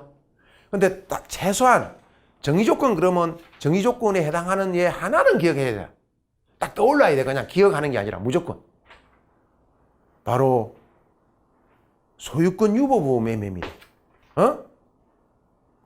특히 할부계약 같은 거, 오늘 냉장고를, 신행 냉장고를 하나 샀다. 할부로. 근데 그건 이제 보통 할부니까 약간이 서명할 때 보면 잘 일반인들은 읽어봐도 무슨 말인지 모르니까 읽어봐라고 보여주면 그냥 하고 읽었다 그래. 근데 법을 모르니까 읽어도 몰라 사실은. 응? 근데 이제 법을 좀 아는 사람이 읽어보면 거의 이런 말이 나와. 이거 할부금을 다 낼 때까지는 매도인한테 소유권이 있다. 이런 말이 들어있어. 이걸 소유권이 이제 인도는 받아오지만 우리 오늘 당장 할부로 사든 말든 냉장고 싣고 오잖아. 오늘 우리 집에 갖다 놓고 써. 바로 인도는 받아왔어. 근데 그 특이하게 소유권은 매도인에게, 그 내 거 아니야. 그러니까 소유권은 매도인에게 유보되어 있는 거란 말이야. 이런 걸 소유권 유보부 매매라 그래. 자, 그러면 이제 이 말을 들어보면 대충 소유권 유보부 특이하게 있을 적에 언제가 매수인께 되느냐, 이 냉장고가 매수인 소유로 되느냐, 할부금을 다 마지막 할부금을 탁 냈을 때, 그죠? 매도 대금을 완납한대라 그래. 완납한대가 그러면 정의 조건이겠나 해지 조건이겠나? 정의 조건이라는 게 뭐야? 효력이 발생하는 게 정의 조건이잖아. 해지 조건은 효력이 소멸하는 거고. 조건이 성취되면 효력이 발생하는 거고. 조건이 성취되면 드디어 내 것이 된다라는 효력이 발생하잖아. 그렇게 이해하고 있으면 오늘 질문 같은 건 말이 안 되는 소리잖아. 이게 해지 조건부가 될 수가 있나? 정의 조건부가 될 수밖에 없는 거지. 그러니까 마지막 할부금, 즉 대금을 완납하는 게 정의 조건 성취입니다. 그러면 비로소 효력이 매매계약이 완전히 효력을 발생하게 돼 가지고 드디어 소유권이 나한테 기속하게, 매수인 나한테 기속하게 된다. 해제 조건 판례는 꽤 많아요. 야, 근데 주택 건축하려고 주택 건축할 목적으로 토지 매매 계약을 맺었어. 주택 부지를 하려고. 근데 만약에 나중에 관할관청으로부터 이 주택 건설 허가를 못 받게 되면은 무효로 하자. 이 토지 매매 계약을 무효로 하자. 이 말에서 이미 답이 나왔죠. 그럼 관할관청으로부터 불허가를 받았다. 이게 무슨 조건? 해제 조건 성취가 되는 겁니다. 효력을 잃지 않은 거니까. 같은 맥락으로 토지 매매 계약을 맺으면서 만약에 이 전평 매매 계약을 맺으면서 이 전평 중에 나중에 공장 부지나 도로 부지로 편입되지 아니하는 거로 확정이 된다면은 편입되지 아니한 거는 원가로 도로 매수인에게 돌려준다. 그럼 나중에 확정이 되는 부지에 편입되지 않는 거로 확정이 되면은 확정되지 않은 편입되지 않은 그 부분에 대해서는 매매 계약이 효력을 잃는다는 말이잖아. 효력을 잃는 건 뭔 조건이야? 해제 조건이잖아. 우리는 해제 조건부 매매 계약이야. 조건 성취는 특별한 의사표시를 다시 해야만 효력을 발생하는 거 아니야. 정의 조건이면은 조건 성취되면 별다른 의사표시 바로 효력을 발생하는 거고, 해제 조건이면은 별다른 의사표시 없이도 조건만 성취되면 효력이 소멸하는 거고. 근데 이 조건부 한매라면 한매는 행성거리니까 일방 의사표시 해야 되거든. 근데 조건부 한매가 아니라 방금 같은 건 해제 조건부 매매가 되는 거야. 해제 조건 매매가 되는 거야. 옛날 농지계획법에 지주들로부터 땅을 유상으로 사가지고 오죠. 소작인들에게 막 나눠줬잖아. 유상으로 20년 30년 상한거치 이래가지고. 근데 자, 자갱을 하지 않고 있는, 농사를 짓지 않고 있는 지주로 땅을 매수해가지고 나눠주려고 이제 정부가 사들인 거죠. 그럼 이거는 나중에 분배를 해주고 남는 게 있다면은 도로 그 지주에게 돌려준다는 게 전제가 깔려 있는 거죠. 그러면 분배되지 않고 남는 게 있으면 돌려줘야 되니까 요 지주로부터 내가 토지를 매입하는 계약을 맺은 이거는 그 부분에 대해서는 해제가 되는 거죠. 그래서 이런 거는 정부가 자기가 이제 농지를 매수하시다가 나중에 농지가 분배되지 않는 걸 뭔 조건으로? 해제 조건으로 한다 이 말이야. 해제 조건으로 한다. 그 다음에 우리 약혼할 적에 예물 주고받잖아. 그것도 한번 생각해봐. 예물을 서로 주고받는다. 예물을 왜 서로 주고받습니까? 혼인을 할 거니까 주고받는 거잖아. 혼인할 거니까. 그러면은 여차에서 혼인에 이르지 못했다. 혼인의 성립하지 못, 혼인의 불성립이 되면은 예물 이거 준 거 돌려받아야 될 거 아니야. 예물은 정려유사인데, 정려라고 말해야 되고요. 정려는 지금 서로 공짜로 주고받는 거야. 근데 나중에 혼인이 불성립돼 버렸다. 그럼 해제 조건이 성취되었기 때문에 예물을 돌려받아야 되는 거야. 정려계약이 효력을 잃게 되니까. 그러니까 혼인의 불성립을 해제 조건으로 오늘처럼 그게 법원 행정 무슨 시험인지 모르겠는데 성립을 해제 조건으로 그 말 자체가 의미를 알고 있으면은 말이 안 되는 말이야. 그 지문은 내가 만든 게 아니고 기출 문제 지문이야. 성립을 해제 조건 한다고 말이 되나? 혼인에 이르면은 서로 예물 받아 돌려준다. 그런 말이 되잖아. 그 말이 안 되잖아. 그 다음에 수의 조건과 관련해서 수의 조건은 일방적 의사로 조건 성취가 좌우되는 거죠. 그럼 도급계약에서 나중에 도급인이 목적물을 인도받아보고 검사해가지고 합격하면 그때 보수 줄게. 그러면 이게 수의 조건이라면은 도급인이 일방적 의사로 야 합격 못해 불합격 해버리면 보수를 안 줘도 된단 말이야. 그럼 수급인 그동안 엄청 노력을 기울여 일을 완성해놨더니 일방적 의사만으로 그냥 보수 못 주겠다 말이 되나고. 이는 반드시 보수는 줘야 되죠. 일에 대한 대가니까. 그래서 합격하면 이게 순수 수의 조건이 아닙니다. 오히려 불확정 기한이에요. 불확정 기한. 반드시 기한이니까 언제일지는 정해지지 않았지만 반드시 보수를 줘야 되는 거라 이 말이야. 19년 판례가 불확정 기한이다 이렇게 말한 판례가 있지 않. 가장 조건은 4가지가 있죠. 법정 조건. 법정 조건은 법정 조건이라는 말을 썼지만 조건이 아닙니다. 우리가 말하는. 다만 민법 규정이 유추 적용은 될 수 있어. 그다음 불법 조건. 불법 조건은 조심해야 될 거는 그 불법 조건이 정지 조건이든 해지 조건이든 이거는 따지지 않습니다. 불법이니까. 설랑한번 사회질서 반하는 조건 무조건 무효예요. 다른 기성 불능은 정지 조건이면 어떻고 해제 조건이면 어떻게 따지는데 불법 조건은 그거 안 따진다.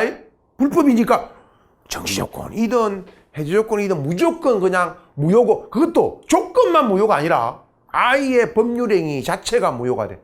불법 반사회적 행위를 한 사람을 보여줄 필요가 없지. 아예 무효예요. 그러니까 첫 계약 종료를 해제 조건으로 하는 토지 정력. 정력계약 자체가 무효다. 103조할지도 했지만 정력계약 자체가 무효. 불법 조건 됐고 그 다음에 기성 조건과 불능 조건 정말 시험에 잘 나오거든 이거. 조건 문제가 나오면 100% 이 지문이 등장해. 기성 불능. 이거는 또 애우면은 얼마나 헷갈릴까. 다 생각을 해봐라. 이거 오지 말고. 기성을 한자로 말하면은 이미 기자거든. 이미기. 성자는 뭐 이룰 성자니까 이미 성취된 조건 이거야. 이미 성취된 조건. 조건이라면 장래의 사실이어야 되니까 기성 조건은 그래 우리가 말하는 조건이 아니야. 가장 조건이라 그러는 거야. 그 다음에 불능 조건은 뭐 말 그대로 성취가 불가능한 거야. 장래에 성취될 수가 없으니까 이것도 우리가 말하는 조건이 될 수가 없는 거야. 근데 자오지간 조건이라는 말은 써. 법정 조건처럼. 조건이라는 말을 쓰기는 써. 근데 이게 정지 조건이면 어떻고 해제 조건이면 어떻고 정지 조건이면 어떻고 해제 조건이면 어떻고 이걸 애워서 될 문제가 아니라는 거야. 이제 정지 조건 의미 다 알잖아. 정지 조건은 조건이 성취되어야 효력이 발생하는 거라 그랬죠. 근데 기성이야 그게.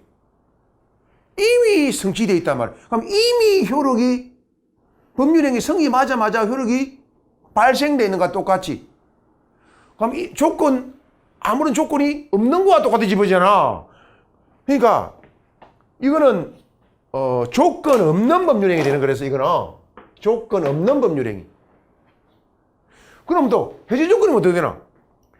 해제 조건은 조건이 성취되면 효력이 소멸되죠. 이미 조건이 성취되어 있잖아. 이미 효력이 소멸되어 있다 이 말이야.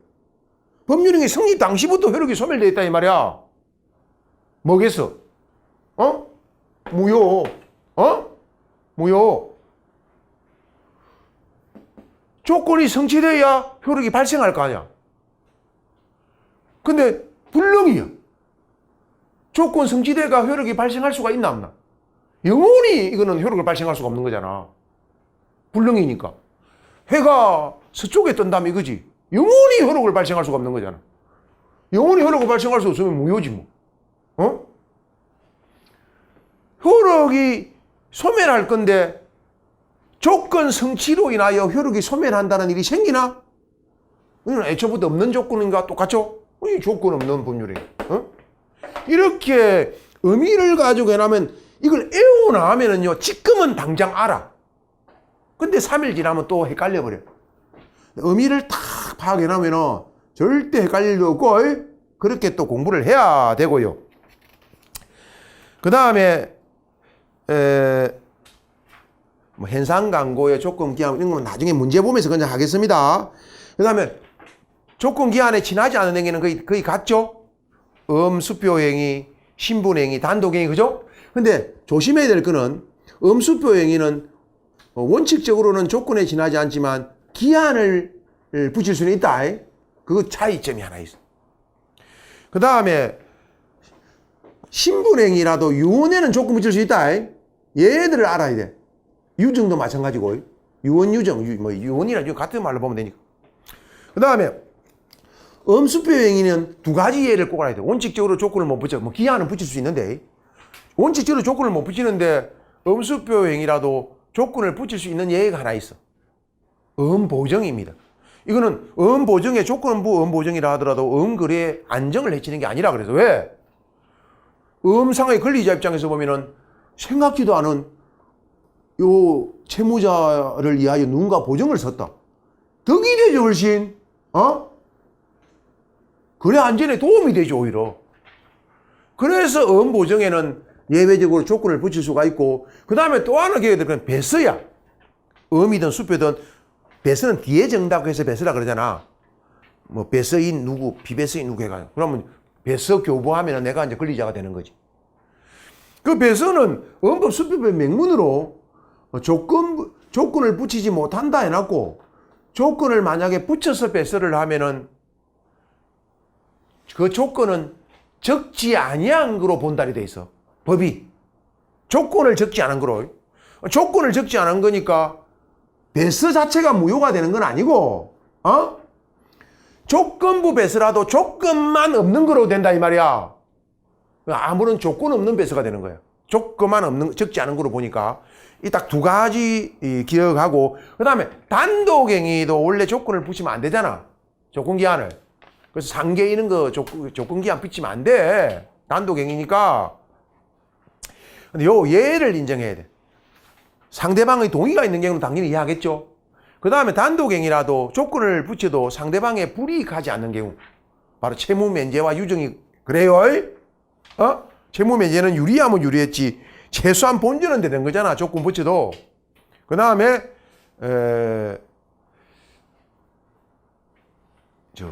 해제 단독행위 맞죠? 해제 원래 조건 붙이면 안 돼. 근데 정기조건부 해제는 가능해. 어떤 해제를 말하느냐? 내가 매매계약을 맺었다가 내가 매수인 보고 오늘 7월 9일 오늘 해제의 의사표시를 해. 매수인 보고 너가 그건 단 이렇게 조건부로 하는 거야. 너가 7월 20일까지도 매매 잔금을 안 주면은 매매 대금을 지급하지 않으면은 해제된 걸 하겠다. 오늘 의사표시는 오늘 했죠. 해제의 의사표시를. 해제는 단독행위로서 법률행위입니다. 해제도. 이 해제 말 들어갔다고 해서 해제 조건부라 그러면 안 돼. 해제라는 법률행위가 오늘 의사표시는 있었지만 지금 바로 해제 효력이 생긴다 그랬나? 7월 20일까지 네가 잔금을 주지 않으면 해제된 걸 하겠다 그런 거지. 그럼 7월 20일까지 잔금을 지급하지 않는 게 정기조건 성취가 되는 거야. 그러면 정기조건 성취돼 가지고 그동안에는 해제 효력이 발생하지 않고 정지돼 있다가 그죠? 7월 20일까지 불이행이라는 정지조건이 성취되면은 이제 비로소 해제 효력이 효력이 발생하게 되는 거야. 그래서 이제 해제 효과가 발생하게 되는 거야. 그래서 이제 매매 계약은 효력을 잃게 되는 거야.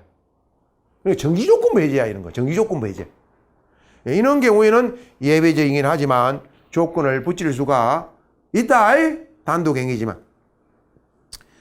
그 다음 우리 150조가 조건의 성취로 불이익을 받을 자가 신의성실에 반하여 조건의 성취를 방해하거나 조건의 성취로 인하여 이익을 받을 자가 신의성실에 반하여 조건을 성취시킨 때에는 조건 성취 또는 불성취를 주장할 수가 있다.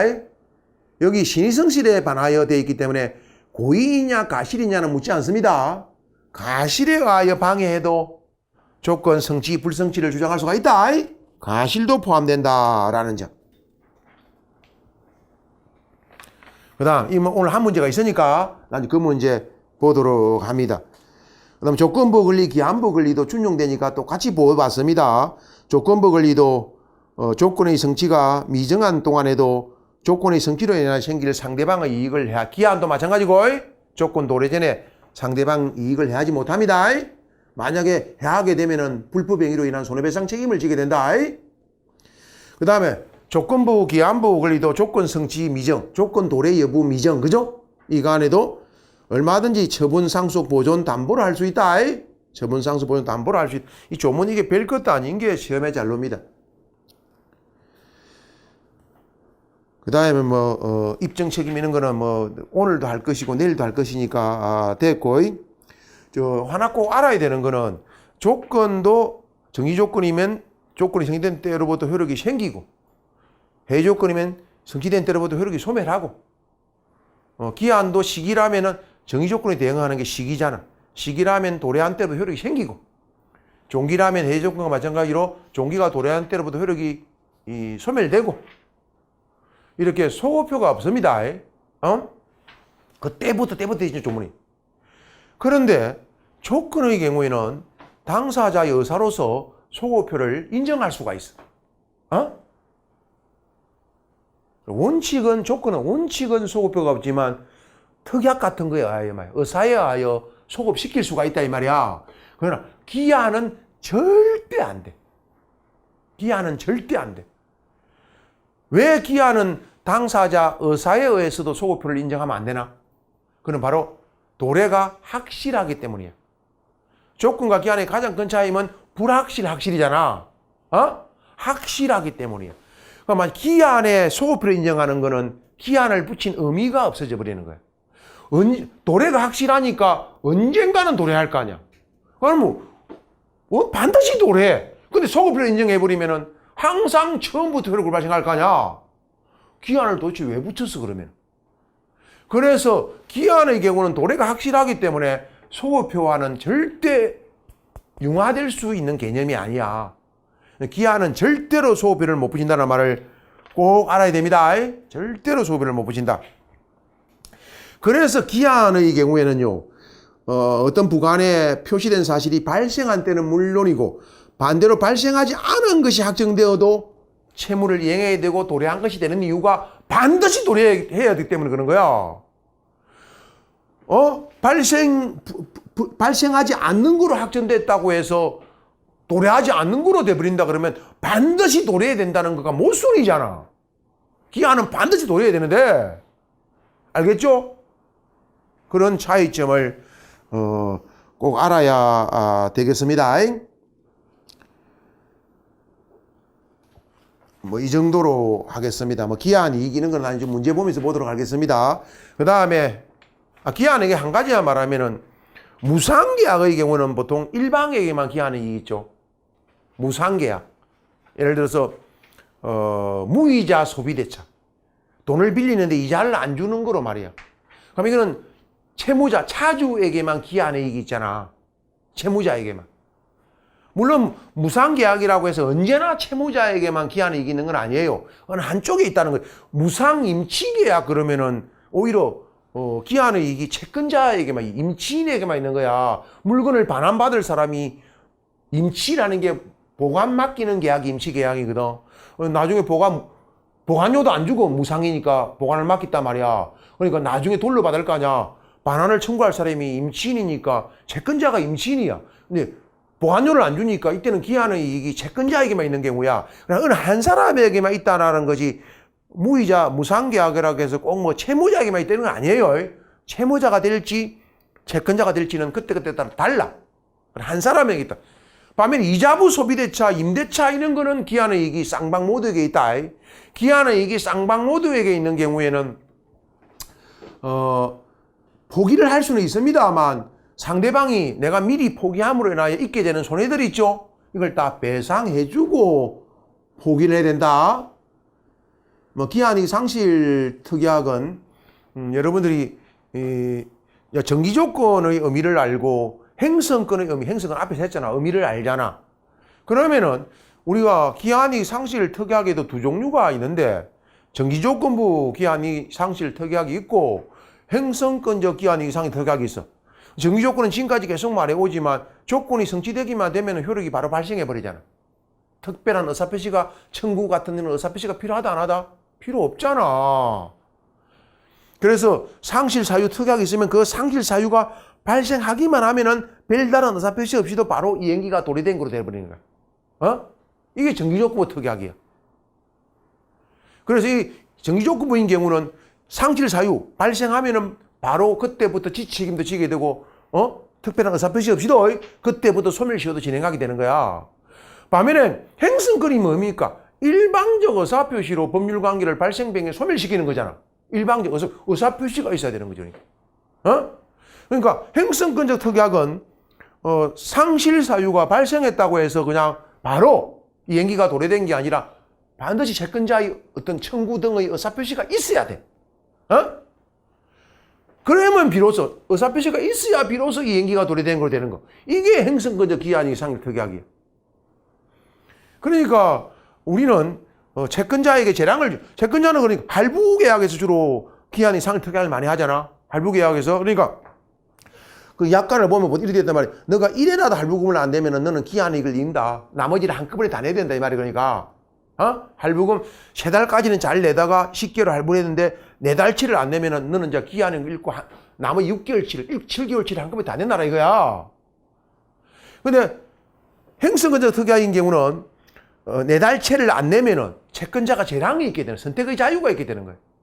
좀 너그러운 채권자라면은 그래 너 어려운 모양이다 기다리면서 계속 매달 받으려고 하는 사람도 있을 것이고, 어떤 성질 더러운 채권자라면 너 이번 달 안 내? 이제 너 7달치 한꺼번에 다 내. 이렇게 하는 채권자도 있을 거고, 그죠? 이렇게 전액을 잔액 전부 다 내놔라 청구의 의사표시를 하면은 전액에 대한 소멸시효가 이제 그 청구의 의사표시를 한 때부터 진행하게 되는 거라. 알겠죠? 이런 거 뭐 당연한 이런 특약, 이건데 기한상 특약이 판례가 있다 보니 우리 책에는 이 판례가 소멸시효 쪽에 소개되어 있어요. 우리 기본서에는. 그 다음에 뭐 기간계산법은 이제 다음에 소멸시효에 가면 몇 년이 나오기 때문에 이 앞에서 기간계산법을 공부하는 건데 뭐 별로 공부할 게 없습니다. 뭐 역산방법에도 적용된다. 공법관계에도 적용된다. 그 공법들이 개별적으로 특별 규정을 두고 있지 않은 한은 물론 임의 규정이니까 특약으로 민법 규정과 다르게 정할 수는 있습니다. 역법적 할 적에 역법적 계산 방법을 역이라는 그런 양력을 말한다. 우리나라는 우리 음력이 양력이 공식적인 역법입니다. 우리나라에서는 양력을 말한다. 역법적 계산 방법 할 적에. 그래서 한 달이 뭐 짧은 것도 긴 것도 있는데 뭐 한 달 그러면 짧고 길고는 묻지 않는다. 우리나라는 28, 29, 30, 31 네 가지 종류가 있잖아. 한 달이. 그러니까 뭐 짧고 길고 다 한 달입니다. 다 한 달이 되는 거다. 그리고 기간계산할 때는 초일불산이 원칙을 꼭 기억해야 되죠. 기산점을 잡을 줄 알면은 말로일은 기산일 앞날 밤 12시니까 기산점을 잡을 줄 알면 말로점은 자동으로 정해져. 기산일을 잡을 줄 알아야 돼. 예외 2가지, 그죠? 오전 0시부터 시작하는 거하고, 나이 계산, 연령 계산. 그 오전 0시부터 계산하는 걸 여러분 잘 알아야 돼. 오늘 시험을 통해서, 빼지르게 느꼈겠지만, 이게 제가 만든 게 아니에요. 이게, 21년도 올해 하나는 세무사고, 그러니까, 이거 0시부터가 뭘 의미하느냐, 이거예요. 오늘 지문 중에, 다가오는 이런 말이 있죠. 이게 0시부터 시작하는 거야.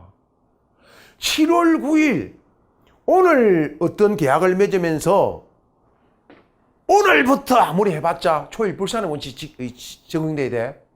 지금부터 해봤자 내일부터야 기산일은 오늘부터 지금부터 이렇게 하는 거는. 근데 0시부터 시작하는 게 뭐 말이냐. 근데 오늘부터 해봤자 오늘 지금 오후 2시에 오늘부터 해봤자 0시부터야 이게? 지금부터야 이게? 지금부터 하면 이게 0시부터 시작되는 겁니까? 아니잖아. 내가 아무리 오늘 7월 9일 오늘부터 지금부터 해봤자 0시부터가 아니야 이거는. 그러니까 초일 불산입이 지켜져야지. 내일이 기산일이야 그러니까. 근데 만약에 오늘 시험처럼 다가오는 7월 20일부터 한 달 이렇게 해봐. 오늘 7월 9일 날 오늘 입장에서 보면 20일은 미래의 장래의 날이죠. 이게 바로 오전 0시부터 시작하는 거란 말이야. 그거는 바로 20일이 기산이 되는 거야. 무슨 말인지 알겠죠? 알았죠? 이해됐죠? 그러니까 오늘부터 지금부터 한다고 아까 임의규정인데 왜 오늘부터 오늘이 안 들어가냐? 0시부터가 아니기 때문에. 응? 그 다음에 이제 만료일은 기산일 전날 밤 12시고, 기산일 전날. 그리고 토요일 공휴일은 그 다음날. 이 공휴일은 임시 공휴일도 포함되고. 기산일이 공휴일인 거는 상관없습니다. 바로 기산하면 돼. 그러면 오늘 계산 문제 몇 문제 풀어보면 될 것이고, 그 다음에 소멸시효 서론에서는 제척기간하고 소멸시효 구별을 할지 하면 되죠.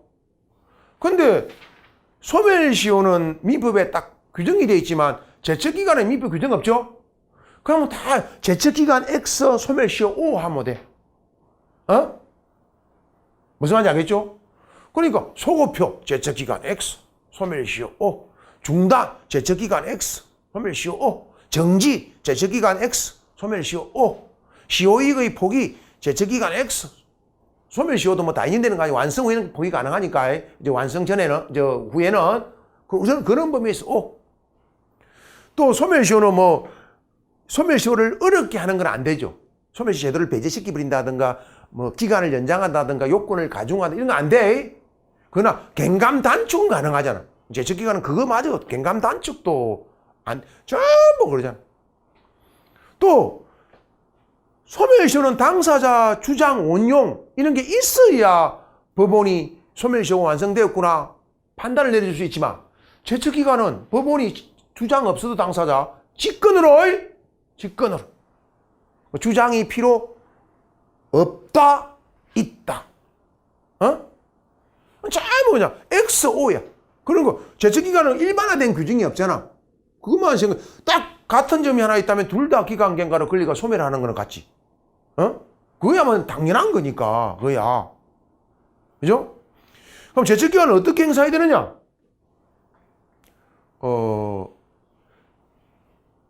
일반 논리적으로 말하면은 보통은 재판상으로 행사해야 되고 재판 내로 기간 내 행사된다.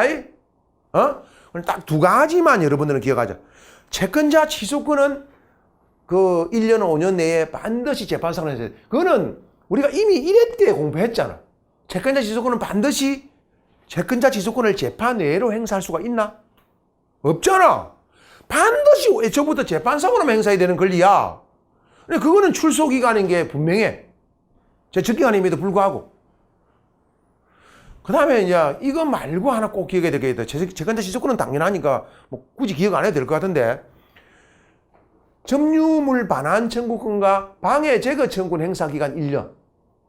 이거는 꼭 행사를 재판상으로만 해야 되는 건 아닌데도 불구하고 그 기간 준수 여부는 재판상으로만 행사해야만 기간이 준수돼. 출소 기간이야. 그래서 그게.